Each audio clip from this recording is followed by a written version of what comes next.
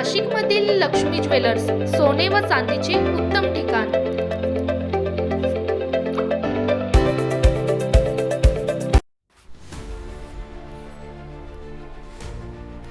त्र्यंबकेश्वर तालुक्यात आज शेतकऱ्यांच्या आणि आदिवासींच्या प्रलंबित मागण्यांसाठी जनक्षोभ पाहायला मिळाला।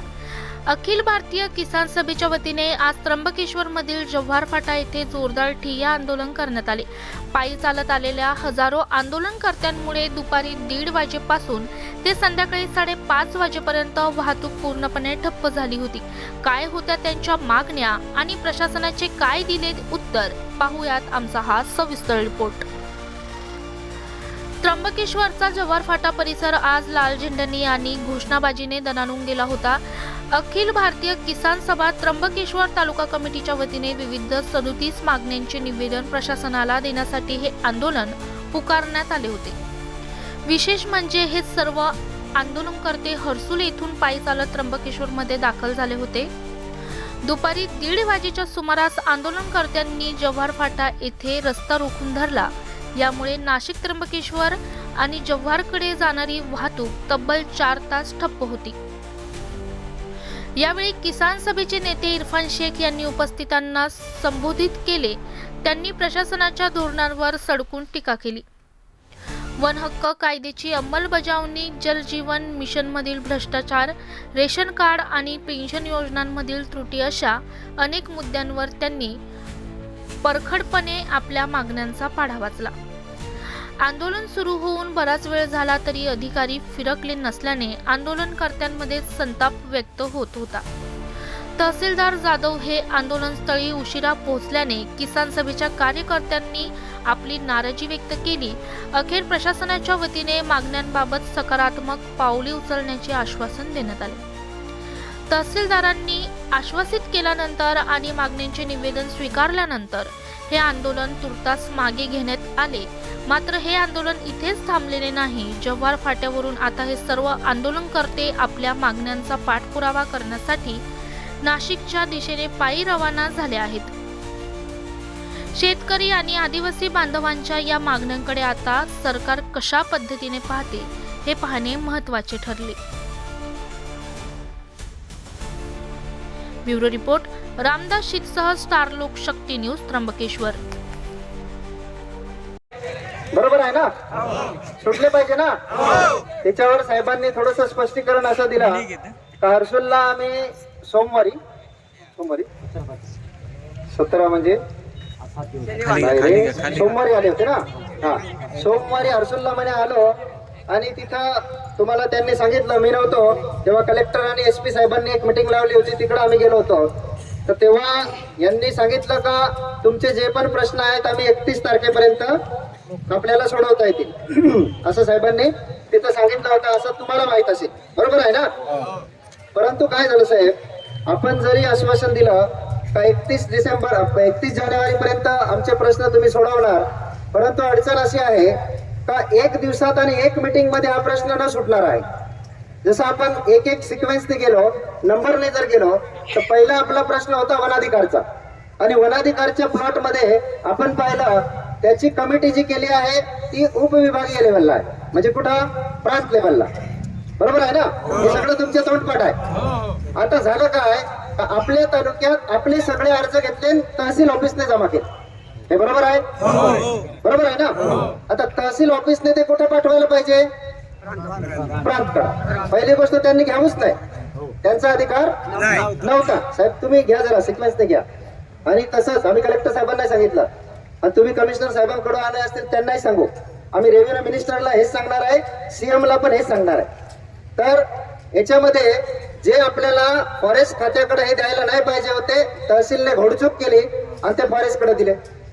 दुसरी चूक, फॉरेस्टकडे दिल्यानंतर फॉरेस्टने काय केलं, त्याच्यात अजून बाहेरकी दाखवली आणि आपल्याकडं एक पडताळणीचा फॉर्म होता, माहित आहे ना? त्या पडताळणीच्या फॉर्म मध्ये त्या फॉरेस्टवाल्यांनी लिहून टाकला का इथं याची जागाच नव्हती।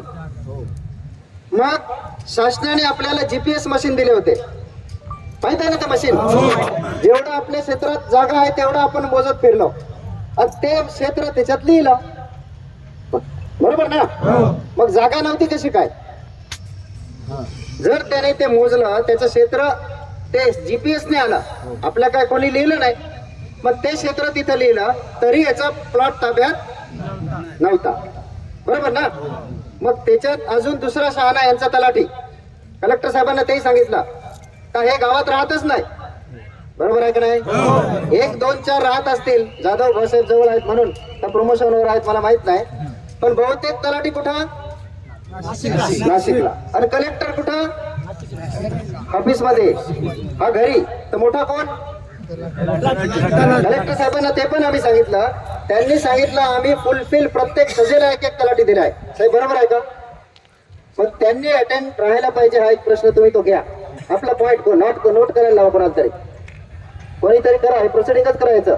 नंतर मीटिंग घेण्यापेक्षा आपण ह्यालाच मिनिट्स बनवा. तर तलाठी राहत नाही एकदम 100% गोष्ट आहे.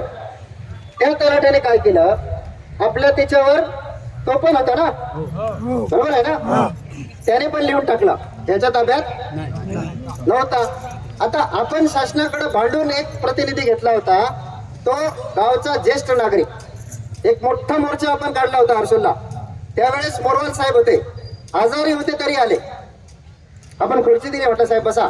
त्यांनी सांगितलं तुम्ही नावं द्या, मी निवडण्यापेक्षा अधिकारात फरक कळला ना, ते नाव आपण दिले.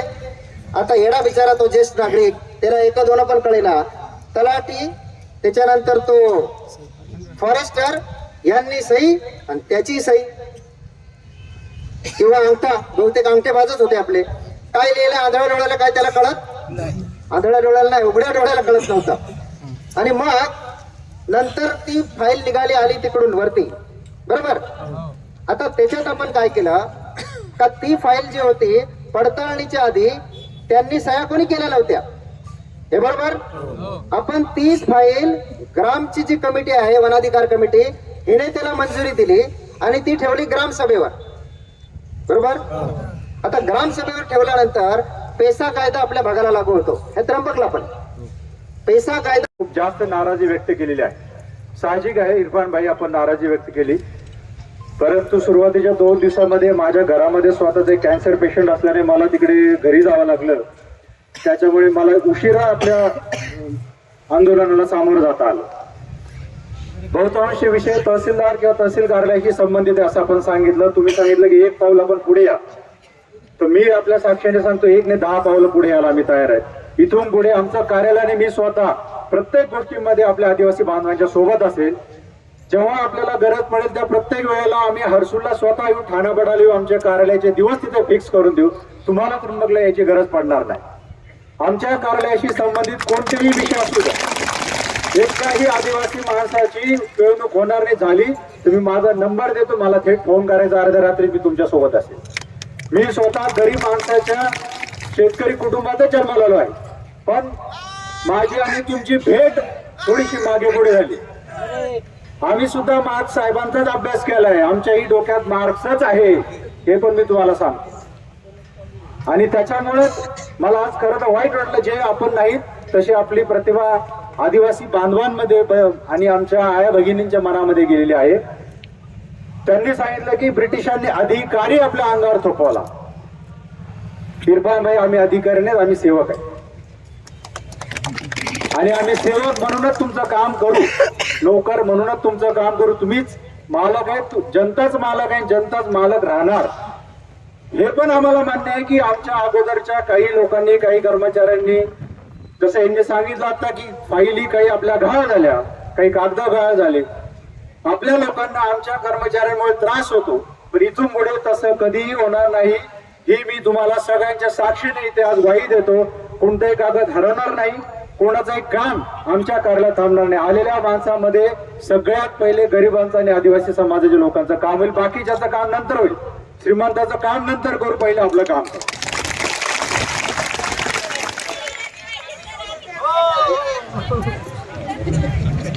त्याच्यानंतर आता आपल्याला कलेक्टर साहेबांनी खरोखर प्रत्येक ठिकाणी तलाठी दिलेले आहेत.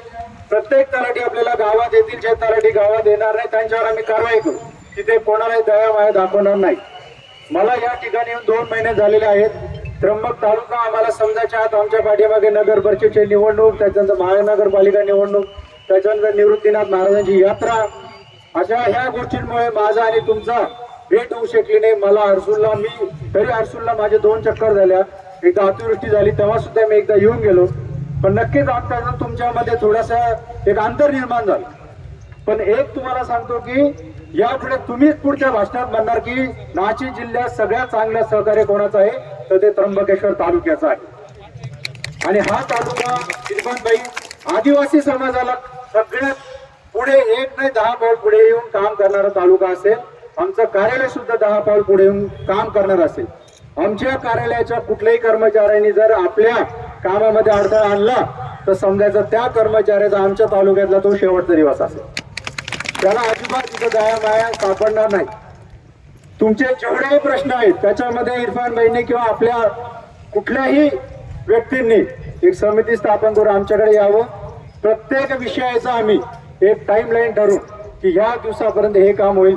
ते BDO साहेबाचं असेल, भूमी अभिलेखचं असेल, मोजणी ऑफिस, डॉक्टर कोणाचे असू दे, ST महामंडळ, आम्ही तालुक्याचे पालक अधिकारी म्हणून त्यांच्याकडनं हे काम करून घेऊ. ते जर काम करत नसतील तर आमच्या कलेक्टर साहेबांपर्यंत सुद्धा त्यांची तक्रार घेऊन जाऊ.